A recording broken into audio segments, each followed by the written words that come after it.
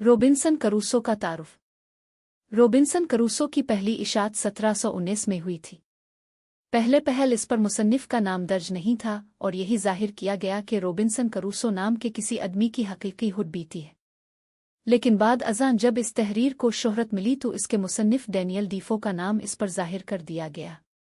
इस नावल को अंग्रेज़ी अदब का पहला मुकम्मल और जदीद नावल करार दिया जाता है क्योंकि इसमें वो तमाम फ़नी अनासिर पाए जाते हैं जो नावल को एक बाकायदा सिनफ़ी अदब बनाते हैं, जैसे मरकज़ी किरदार बयानिया, तसलसल, लफ्सियाती इर्तिका और हकीकत निगारी।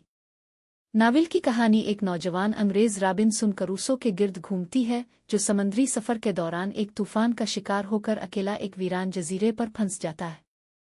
वो वहाँ तकरीबन 28 साल तक जिंदा रहने के लिए जिदोजहद करता है, अपने लिए रहाइश बनाता है, खाने का इंतज़ाम करता है और तन्हाई में ज़िंदगी के हकीकी मानी से रूशनास होता है।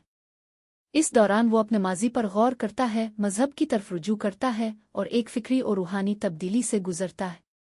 बाद में इसकी मुलाकात फ्राइडे नामी मकामी नीग्रो से होती है, जिससे इसकी ज़िंदगी में एक नया मोड़ आता है।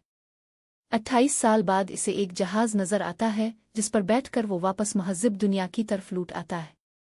इस नावल की अहमियत सिर्फ इसके मुहिम्माती पहलू तक महदूद नहीं बल्कि इसमें इंसानी फितरत, मजहबी रुजू, मुआशरती तन्हाई, खुद इन्हिसारी और नौआबादियाती ज़हनियत जैसे गहरे मौज़ूआत को भी पेश किया गया है।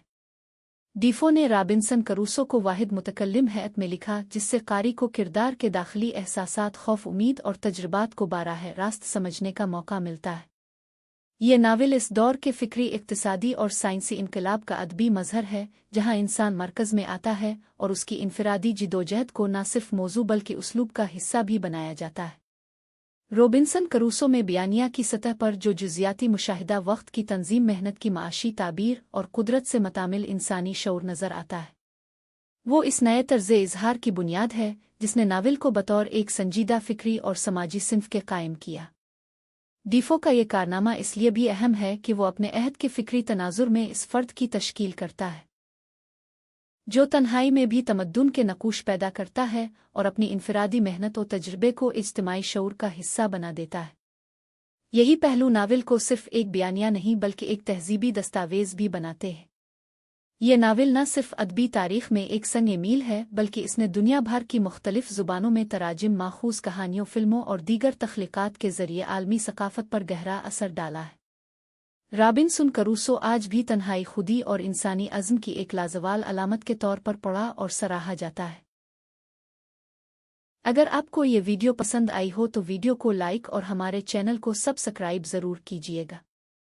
इस इनायत पर हम आपके बेहद ममनून होंगे।